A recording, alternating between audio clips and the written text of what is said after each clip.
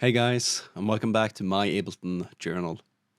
In today's journal entry, I wanted to show you how I've set up this main chord sound. Because the really nice thing about this is that for each time this instrument rack is triggered, I'm gonna be getting like just a slightly different timbre for each hit. And now what I see as the major benefit of this is once this is set up, I don't need to go in when I'm arranging and do all these super detailed small micro edits of the sound. Like I'm obviously gonna do that as well, but I feel like this is a really good starting point for just having this chord sound evolve almost like a small living organism that can just live its own life while you go and focus on something else in the composition that you're working on. So getting this chord sound up and running, it does take some setup time. I'm going to walk you through all the layers that are involved in this sound, how everything is set up, how everything is being triggered, so you can start implementing this in your future productions right away. All right, so the very first thing that I've gone ahead and done, I've created one instance of analog that's being triggered by the minor triad chord. And this is just for me to be able to generate MIDI notes, but also this is going to serve as the audio source that I'm feeding into the vocoder that I have on both of these sampler channels in the next section. You can play around with this sound as much as you like. I haven't done anything in particular here. I just disabled oscillator 2 because I was getting some weird phasing issues, and I've gone ahead and reduced the filter cutoff to about halfway. So once all of that was set up, the first thing I did was I loaded in one instance of sampler. I put add some random, which is a MIDI effect, in front of it, just to give me some more random velocity values. I've loaded in one percussive snapping sample, just someone going like. And I've also gone ahead and mapped out the sample offset to the velocity. The reason for this is that I wanted the sample here to be played back at random times, depending on the amount of velocity that was being fed into the sampler, which is then again being randomized a bit by this add some random effect. Besides that, I don't have anything in particular going on here. I'm not filtering this. I'm not doing anything at all, really. Next thing is gone ahead and loaded up Vocoder. I've set my input source for the vocoder to be the analog chord that we just set up. And I've gone ahead and set expression control to be playing around with this formant sound knob, basically. Besides that, the only thing I did was reduce the amount of bands for the vocoder just a tiny bit. Didn't play around with any of these settings. And then we have some simple echo, just shifted one of the delays a tad bit, added a splash of reverb, and I'm just using this to create just a tiny bit more depth. After this again, I went ahead and loaded up one instance of Convolution Reverb Pro. This is the technique that I showcased in my previous video.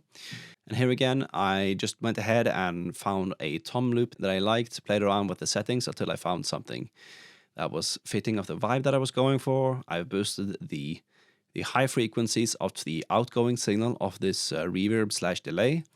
And I've just removed some of the incoming bass frequencies that's going into this to make sure that it's not being muddied up. After that, there's nothing too much to this sound. The only thing I'm doing here now is that I'm adding the color limiter and increasing the loudness simply because these sounds tend to be very quiet. And after I did this, I have, as per usual, added some OTT at around 20%. And yeah, I'm also filtering this a bit. This SSL EQ is just doing some EQ for the most part. And after that, there's not really much to it. All the way to the end, we have one instance of Ampex. This is just doing some tape saturation. So then if we go through the next channel here, I had another instance of add some random. Ignore this pitch device, it's not doing anything. For this example, I did end up using this Vocal Patience main and harmonies. This is a stock vocal sample that comes with Ableton Live 12 Suite, because I just wanted some vocal samples. And the reason I wanted the vocal sample is simply that the sounds that come out of this combination of a vocal sample and vocoder, it just sounds really nice. Again, I've done the exact same thing here as I did with the previous finger snap sample. Set the carrier of the vocoder to be an external, and I'm sending the sound from the analog chord back into the vocoder. I'm doing the exact same trick here with the expression control, modulating this formant amount just slightly up and down for each time it's triggered. And here again, I've just decreased the voices to 16. Haven't done too much with the release and attack. I increased depth a tiny bit. I have a phaser on here, but it's set to 0%. And I have one other instance of the Convolution Reverb Pro with another sample but yeah, it's more or less the same settings. So yeah, that's all there is to this technique, really. I feel like the thing that's worth taking home here is that this big chain of effect is just an example of how I tend to work.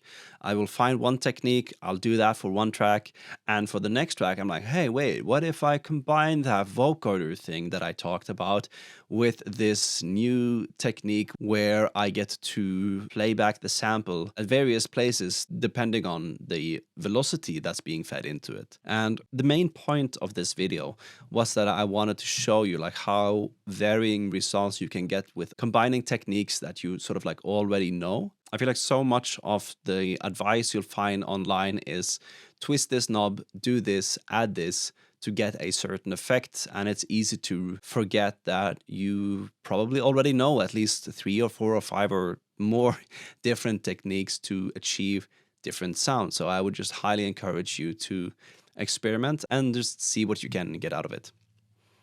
So finally, we can take a small listen to what this sounds like in context. If we listen to it in solo, you can really hear that it is changing for each hit. And sometimes it's not always quite as loud. Sometimes it's like... basically, the chord hits are different for each hit, which is really nice, I feel. If we then start adding in manual filtering, as I've done here with this high-pass filter, this can easily turn out to be the only chord sound that I need for a main chord, like for this new track that I am working on.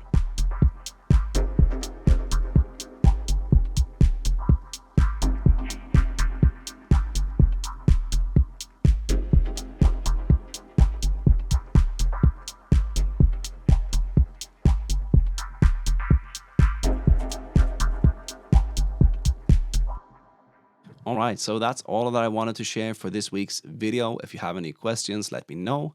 If anything's unclear, go ahead, I'll answer to the best of my ability.